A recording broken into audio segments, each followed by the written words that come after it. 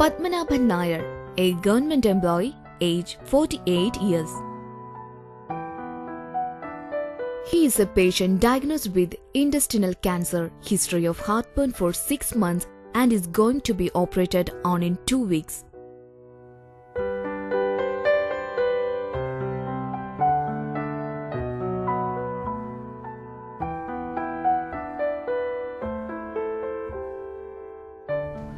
സർജറിക്ക് മുമ്പായിട്ട് ചില കാര്യങ്ങൾ ഞാൻ ചോദിച്ചറിയാൻ ആഗ്രഹിക്കുകയാണ്. പുകവലിയോ മുറുക്കോ ഇതിലേതെങ്കിലും ഉണ്ടോ? ഇല്ല. പുകവലി നേരത്തെ ഉണ്ടായിരുന്നു, നിർത്തി. മുറുക്ക് പണ്ടേ ഇല്ല. അസുഖമാണെന്ന് അറിഞ്ഞ പിന്നെ കുറച്ചേ വലിക്കാറുള്ളൂ. അപ്പോൾ രോഗം തിരിച്ചറിഞ്ഞതിന് ശേഷമാണോ നിർത്തിയത്? അതെ. ഇപ്പോൾ ഒരു ദിവസം ശരാശരി എത്ര സിഗരറ്റ് വലിക്കും? 1-2 പാക്കറ്റ് വലിക്കും. എന്ന് പറഞ്ഞാൽ 10-15 എണ്ണം അതെ വലിക്കും. രോഗം അറിഞ്ഞതിന് ശേഷവും അത്രയും വലിക്കുന്നുണ്ടോ? അതേ കുറച്ചോ? ഇപ്പോൾ 2-3 അത്രേ ഉള്ളൂ.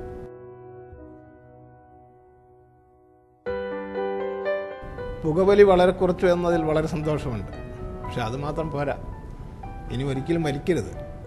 എന്തുകൊണ്ടെന്നാൽ ഈ പുകവലി മൂലം ക്യാൻസർ ഉണ്ടാകുമെന്ന് മാത്രമല്ല, ക്യാൻസർ ഉണ്ടായിക്കഴിഞ്ഞാൽ അതിനൊരുപാട് കുഴപ്പങ്ങളുണ്ടാകും.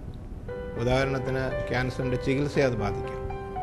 മാത്രമല്ല, ക്യാൻസർ മൂലമുണ്ടാകുന്ന എന്തെങ്കിലും അപകടങ്ങൾ ഉണ്ടായാൽ അതിനെ ഇത് സ്വാധീനിക്കാം. അങ്ങനെ പലതരത്തിൽ ഈ പുകവലി ക്യാൻസർ അസുഖത്തെ ബാധിക്കുന്നു. അതുകൊണ്ട് തന്നെ ഇനി ഒരിക്കലും പുകവലിക്കാൻ പാടില്ല എന്നുള്ളതാണ് ഒരു പ്രധാനപ്പെട്ട നിർദ്ദേശം എനിക്ക് പറയാം. സർജറി കഴിഞ്ഞാലും പുകവലി തുടങ്ങരുത് എന്നുള്ളത് വളരെ പ്രധാനപ്പെട്ട ഒരു കാര്യമാണ്. കാരണം ഈ സർജറി കഴിഞ്ഞാൽ അതിൻ്റെ ഹീലിംഗ് അതുമായിട്ട് ബന്ധപ്പെട്ട് പുകവലി ചിലപ്പോൾ അതിനെ തടസ്സപ്പെടുത്താം, ഉണങ്ങുന്നതിന് താമസം ഉണ്ടാക്കാം. ഇങ്ങനെ പല കാരണങ്ങൾ കൊണ്ടും പുകവലി ഇനി ഒരിക്കലും തുടങ്ങാതിരിക്കുന്നതാണ് നല്ലത്. ക്യാൻസറിന് മരുന്ന് കഴിക്കുമ്പോഴും റേഡിയേഷൻ ചെയ്യുമ്പോഴും പുകവലി ഉണ്ടെങ്കിൽ അതിൻ്റെ പാർശ്വഫലങ്ങളും അതിൻ്റെ അപകടങ്ങളും കൂടാൻ സാധ്യതയുണ്ട്. അതുകൊണ്ട് ഒരു കാരണവശാലും ഇനി പുകവലി തുടങ്ങാതിരിക്കുക എന്നുള്ളത് വളരെ പ്രധാനപ്പെട്ട കാര്യം. ഓ ഡോക്ടർ,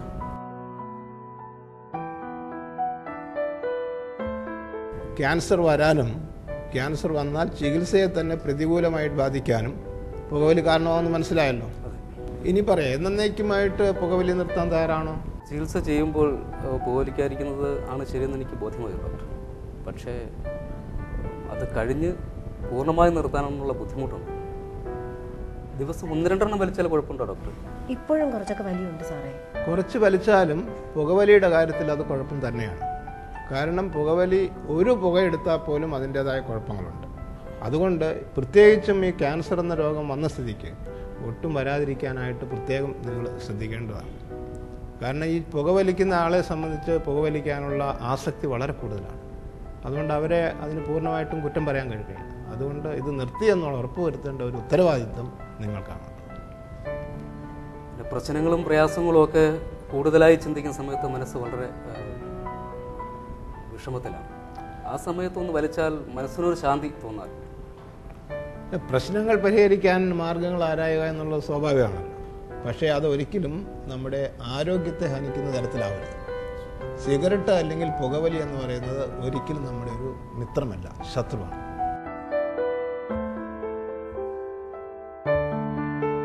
പുകവലിക്കാനായാലും എനിക്ക് വല്ലാത്തൊരു അസ്വസ്ഥത, പെട്ടെന്ന് ദേഷ്യം. വിഡ്രോവൽ സിംറ്റംസ് എന്നാണ് ഞങ്ങൾ ഇതിന് പറയുന്നത്. ഈ പുകവലി മൂലം ഉണ്ടാകുന്ന രാസപദാർത്ഥങ്ങൾ ശരീരത്തിൽ അലിഞ്ഞു ചേരുന്നത് വഴിയാണ് ഇത്തരം കുഴപ്പങ്ങൾ ശരീരത്തിനുണ്ടാകുന്നത്. അപ്പോൾ അതില്ലാതാകുമ്പോൾ അതിന് പ്രതിപ്രവർത്തനമായിട്ട് ശരീരത്തിന് ചില ആഗ്രഹങ്ങൾ ഉണ്ടാകും. അതിൻ്റെ ഫലമായിട്ടാണ് ഇത്തരം ലക്ഷണങ്ങൾ ഉണ്ടാകുന്നത്. അത് ആദ്യം വളരെ കൂടുതലായിരിക്കും, പിന്നെ അത് കുറഞ്ഞു വരും. അപ്പോൾ അത് സ്വാഭാവികമാണ്. അത് മനസ്സിലാക്കി തന്നെ നമ്മൾ ഇത് കുറയ്ക്കുക എന്നുള്ളത് മാത്രമേ ഒരു പരിഹാരമുള്ളൂ. ഈ അസ്വസ്ഥയും പിരിമുറുക്കവും ഒക്കെ ക്രമേണ മാറുമോ ഡോക്ടർ? തീർച്ചയായിട്ടും മാറും. ഞാൻ നേരത്തെ സൂചിപ്പിച്ച മാതിരി ആദ്യം ഇത് വളരെ കൂടുതലായിരിക്കും, പക്ഷേ ക്രമേണ അത് കുറഞ്ഞു വരും. ഇപ്പോൾ പുകവലി നിർത്താനായിട്ട് പറ്റിയ അവസരമാണ്. കാരണം ഇപ്പോൾ ഒരു അസുഖം വന്നു, അതുകൊണ്ട് പുകവലി നിർത്തേണ്ട അത്യാവശ്യമാണ്. അതുകൊണ്ട് തന്നെ നിർത്താൻ പറ്റുകയും ചെയ്യും. ഇത് വ്യക്തമായിട്ട് പ്രതിപാദിക്കുന്ന ചില ലഘുലേഖകൾ നമ്മൾ തന്നെ പ്രസിദ്ധീകരിച്ചിട്ടുണ്ട്. അതിലൊരു ലഘുലേഖ ഞാൻ തരാം.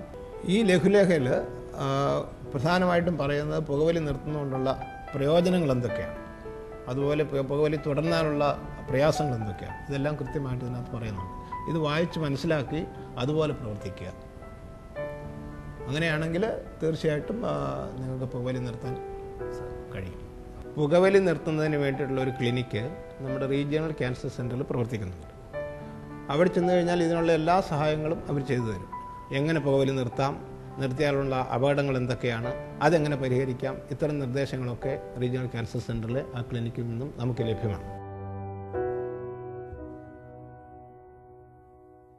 സർജറി ഈ മാസം തന്നെ ഉണ്ടെന്ന് അറിയാമല്ലോ. അതിൻ്റെ തീയതിയും നേഴ്സ് തന്നിട്ടുണ്ടാവും. അതിനു മുമ്പായിട്ട് പുകവലി തീർച്ചയായിട്ടും പൂർണ്ണമായിട്ടും നിർത്തിയിരിക്കണം. അത് നിർത്തിയോ ഇല്ലയോ എന്നുള്ളത് ഒരു പരിശോധനയുണ്ട്. അത് കൃത്യമായിട്ട് നമ്മൾ മോണിറ്റർ ചെയ്യും. സർജറിക്ക് മുമ്പും അതിന് ശേഷവും എപ്പോഴെങ്കിലും പുകവലിച്ചിട്ടുണ്ടോ എന്നുള്ള കാര്യം കൃത്യമായിട്ട് മോണിറ്റർ ചെയ്യാനുള്ളൊരു ചാർട്ട് തന്നെ നമ്മൾ അവിടെ വെച്ചിട്ടുണ്ട്. അതുകൊണ്ട് തീർച്ചയായിട്ടും അത് നിർത്തിയിരിക്കണം. അഥവാ എന്തെങ്കിലും കാരണവശാൽ നിർത്താൻ പറ്റിയില്ലെങ്കിൽ, എന്തെങ്കിലും കൗൺസിലിങ്ങോ മറ്റോ ആവശ്യമുണ്ടെങ്കിൽ ഞാൻ നേരത്തെ സൂചിപ്പിച്ച റീജിയണൽ ക്യാൻസർ സെൻ്ററിലോട്ട് ഞാനൊരു കത്ത് തരാം. അവിടെ പോയി കൗൺസിലിങ്ങിന് വിധേയമാവുകയും ചെയ്യാം. ഞാൻ പൂർണ്ണമായും പുകവലി നിർത്തും സാർ. ആവശ്യമുണ്ടെങ്കിൽ അന്നേരം തന്നാൽ മതി ഡോക്ടർ. അപ്പോൾ തീർച്ചയായിട്ടും നിങ്ങൾക്ക് നിർത്തും എന്ന് വിശ്വസിക്കാം. അതുകൊണ്ട് ഇനി പുകവലിയേ ഇല്ല എന്ന് നമുക്ക് തീരുമാനിക്കാം.